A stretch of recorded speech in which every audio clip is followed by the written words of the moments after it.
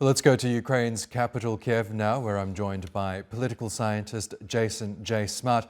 Good to have you with us, Jason. Let's start with the bill that the US Senate has just passed. How badly does Kiev need this $61 billion, and can it continue to rely on Washington support, given that some Republicans were opposed to the bill, delaying it by months? So actually, today's vote was quite exciting in many ways. One, yes, Ukraine certainly needs the assistance. It was running very short on air defense and the ability to defend itself from Russian missile attacks, which are quite frequent.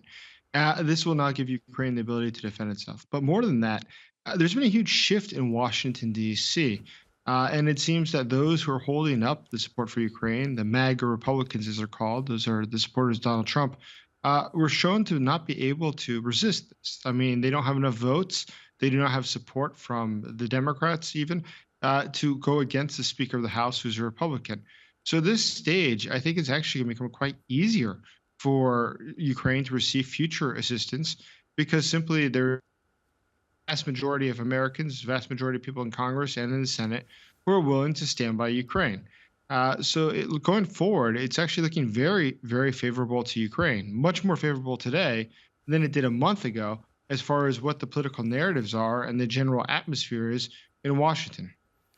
Jason, we know hundreds of thousands of military-age Ukrainian men are living abroad, and now the Ukrainian government is looking to make life more difficult for them, even shaming them for not fighting in the war against Russia. Is this the right approach, do you think? Well, the Ukrainian government did, when the war first began, sign several different new laws. Amongst those new laws was that Ukrainian men should report for military service. So it is quite natural that those were in any country where there's mandated military service that men have to serve in, that those people should, feel pressure to serve. That is their right and their responsibility to serve in the military. Ukraine does need more soldiers right now. That being said, the numbers would indicate that Ukraine is quite stable. It does have enough soldiers. It's calling up a new group. Keep in mind that a lot of soldiers have been serving for more than 2 years at the front. They need a break. They need time off. And so it's time to fill in those ranks with other.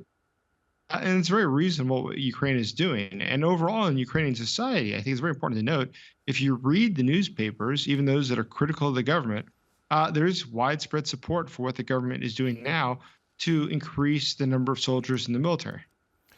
Now, this latest measure, the suspension of consular services, will remain in effect until Ukraine's mobilization law enters force on May 18th. This will require all military-age men to report to draft officers within 60 days to give officials an idea of just who they can call on to conscript.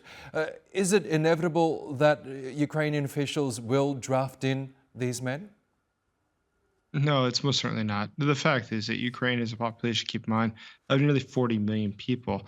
The total market for the current recruitment rate is about 300,000. So it's a very small number. In any given conflict, the ratio is not very high. Typically, it's about 1 to 6. That is one soldier at the front for every 6 that are serving some other sort of support capacity. So it's very far away, not something like calling up men front. Statistically, that's just simply not true. Most people will serve in capacities doing either medical things, providing food, or working in headquarters, or working in the quartermaster's office, and things like that. So there is a lot of different opportunities. There's a lot of different things they'll be doing. And still, the number of people who are signing up daily without being conscripted is very, very, very high. Ukraine is making the right decision, though, by calling the men in within 60 days to report what their work experience is. I mean, if they come from an IT background, it makes much more sense to have them working with computers than it does to have them at the front. If they come from a background in accounting, why not work in accounting in the military? Or if you're an auto mechanic, why not learn how to fix tanks? There is no need for them to all be at the front. There are lots of jobs in the military, and they need to find those people who are qualified to take those jobs and to do them well. Okay, Jason J. Smart, we'll have to leave it there for now. Thanks as always for joining us on the program. Thank you.